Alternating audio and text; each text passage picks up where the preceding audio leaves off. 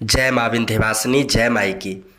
प्रिय महानुभाव, मैं ज्योतिर्विद आशुतोष पांडे आज एक ऐसे अत्यंत महत्वपूर्ण विषय पे आपसे चर्चा कर रहा हूँ जिसे काफ़ी कम लोग जानते हैं। प्रिय महानुभाव, आप में सभी लोग पृथ्वीराज चौहान का नाम तो सुना ही होगा। जब भी वीरता की बात आती है, जब भी इस मातृभूमि के ऋण चुकाने की बात आती है, उसमें पृथ्वीराज चौहान का भी नाम बड़े गर्व से लिया जाता है। और आप ये भी जानते होंगे कि पृथ्वीराज चौहान को शब्द भेदी ज्ञान प्राप्त था, लेकिन ये कम लोग जानते हैं कि पृथ्वीराज चौहान को शब्द भेदी ज्ञान प्राप्त कैसे हुआ। प्रिय महानुभाव, इस विषय में दो जनश्रुतियाँ प्रचलित हैं। उसमें एक जनश्रुति जो काफ़ी लोकप्रिय है और काफ़ी प्रचलन में है, उसे आपसे मैं साझा कर रहा हूँ। प्रिय महानुभाव, अश्वत्थामा का नाम तो आपने सुना ही होगा।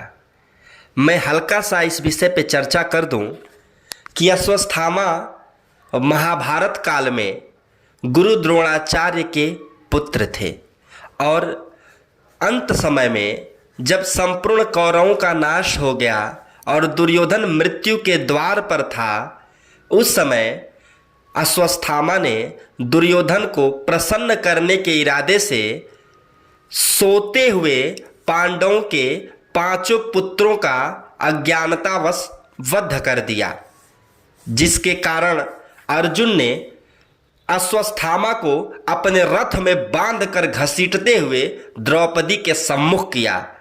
किंतु भगवान श्री कृष्ण ने अर्जुन को अश्वत्थामा को मृत्यु न देके उसे ऐसे दंड का विधान बताया जिससे अश्वत्थामा पूरी तरीके से असहाय हो जाए।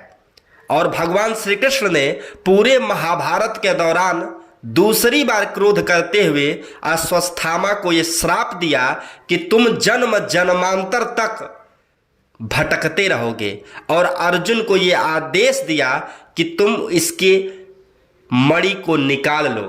और भगवान श्री कृष्ण ने यह भी श्राप दिया कि इस मणि में जो दर्द हो रहा है, हे अश्वत्थामा, मैं जब तक कल की अवतार लेकर नहीं आऊंगा तब तक तुम इसी दर्द को महसूस करते रहोगे। और यह माना जाता है कि उसी श्राप के कारण अश्वत्थामा आज भी जीवित है। उस 5 लोगों में जो अमर है उनमें अश्वत्थामा का भी एक नाम आता है।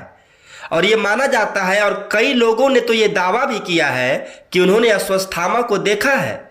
जैसे कि मैं देवरिया जनपद का रहने वाला हूँ। देवरिया जनपद में सलेमपुर में एक महादेव का मंदिर है, बाबा दीर्घेश्वर नाथ। और बाबा दीर्घेश्वर नाथ द्रोणाचार्य और अश्वत्थामा दोनों की तपस्थली रही है। और काफ़ी लोगों का यह मानना है कि दीर्घेश्वर नाथ में भी कई बार उन्हें एक अजीब दुर्गंध का महसूस होता है, जिससे कुछ लोगों का यह मानना है कि दीर्घेश्वर नाथ में भी अश्वत्थामा आता है। वैसे कुछ लोगों का यह मानना है, और ये काफ़ी लोकप्रिय भी है, कि मध्य प्रदेश और महाराष्ट्र के सीमा के अंतर्गत एक जगह पड़ता है असीरगढ़। असीरगढ़ में महादेव के एक मंदिर पर प्रायः अश्वत्थामा आता है और भगवान शिव को जल, बिलपत्र इत्यादि चढ़ाता है। इसकी जानकारी पृथ्वीराज चौहान को थी, इसलिए पृथ्वीराज चौहान ने एक मंदिर जहाँ पे अश्वत्थामा प्रायः आया करते थे, वहाँ पर कई दिनों तक उनकी प्रतीक्षा की। कई रातों को वो पहरे देते रहे, लेकिन अश्वत्थामा नहीं आए। एक रात को एक विशालकाय व्यक्ति उस मंदिर में आया। आप जानते होंगे कि महाभारत काल में लोगों की लंबाई चौड़ाई शरीर आज के औसतन काफ़ी लंबी और चौड़ी हुआ करती थी। और उस विशालकाय व्यक्ति को देख के पृथ्वीराज समझ गए कि ये और कोई नहीं, ये अश्वत्थामा ही है। और पृथ्वीराज चौहान ने अश्वत्थामा का पैर पकड़ लिया और उनसे वरदान मांगा। अश्वत्थामा ने उनको आशीर्वाद दिया और पूछा, तुम्हें क्या वरदान चाहिए। पृथ्वीराज चौहान ने कहा कि मुझको दिव्यास्त्र का ज्ञान चाहिए। तब अश्वत्थामा ने कहा कि हे पृथ्वीराज, दिव्यास्त्र तुम्हारा शरीर सहन नहीं कर सकता, क्योंकि तुम्हारे शरीर की वो क्षमता नहीं है कि तुम्हारे शरीर में दिव्यास्त्र को डाला जा सके, क्योंकि अगर मैं शरीर में तुम्हारे दिव्यास्त्र डालूंगा तो तुम्हारा शरीर जलकर भस्म हो जाएगा।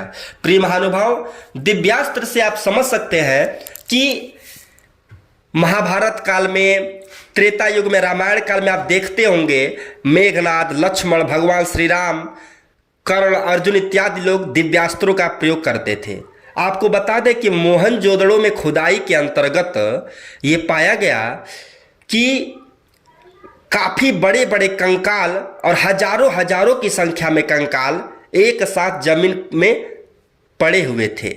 ऐसा माना जाता है लोगों का और खोज करने वाले लोगों का कि ये सभी कंकाल एक ही बार में मारे गए हैं। आप कहेंगे कि ये बाढ़ से भी हो सकता है, ये किसी प्राकृतिक आपदा से भी हो सकता है, पर आपको बता दें कि खोज में ये पाया गया कि इन सारे कंकालों में रेडियो एक्टिव तरंगे मौजूद थीं। जोधपुर में खुदाई के दौरान हजारों कंकाल पाए गए, जिसकी मृत्यु बताई जाती है कि एक ही बार में हुई थी, और उनकी हड्डियों में भी रेडियो एक्टिविटी मौजूद थी, जो पूर्व काल में नारायणास्त्र, पशुपात अस्त्र, ब्रह्मास्त्र अस्त्र, इंद्रादि अस्त्र इत्यादि जो थे, हो सकता है कि आज के दौरान जो परमाणु बम इत्यादि है उसी तरह का हो। उस समय का विज्ञान हम लोगों से काफ़ी उच्च कोटि का हो। प्रिय महानुभाव, इस तरह अश्वत्थामा ने पृथ्वीराज चौहान को दिव्यास्त्र देने से मना कर दिया। तब पृथ्वीराज चौहान निराश हो गए। तब अश्वत्थामा ने, जो कि एक ब्राह्मण पुत्र थे और महादेव के परम भक्त थे, कहा जाता है ना कि एक अवगुण मनुष्य के सभी गुणों को खत्म कर देता है। अश्वत्थामा को भविष्य देखने की कला भी प्राप्त थी। उन्होंने पृथ्वीराज चौहान के भविष्य को देख लिया था, इसलिए उनके कल्याण के लिए अश्वत्थामा ने कहा, हे पृथ्वीराज, मैं तुम्हें दिव्यास्त्र तो नहीं दे सकता, पर तुम्हें शब्द भेदी विद्या जरूर बता सकता हूं। और अश्वत्थामा ने पृथ्वीराज चौहान को शब्द भेदी ज्ञान दिया था। आप जानते होंगे कि इसी कारण, इसी शब्द वेदी के कारण पृथ्वीराज चौहान ने मोहम्मद गोरी का वध भी किया था। ये जनश्रुतियां काफ़ी लोकप्रिय हैं, पर इतिहासकार इसे मानने से इनकार करते हैं। पर जनश्रुतियों के आधार पर मैंने ये जानकारी आपसे साझा की है। आपको कैसा लगा, और इस विषय में अगर आपकी भी कोई राय हो तो कृपया महानुभाव मुझे कमेंट बॉक्स में ज़रूर लिखें, जिसका मैं आपको अवश्य उत्तर देने का प्रयास करूंगा। बारंबार धन्यवाद। जय मां विंध्यवासिनी, जय माई की।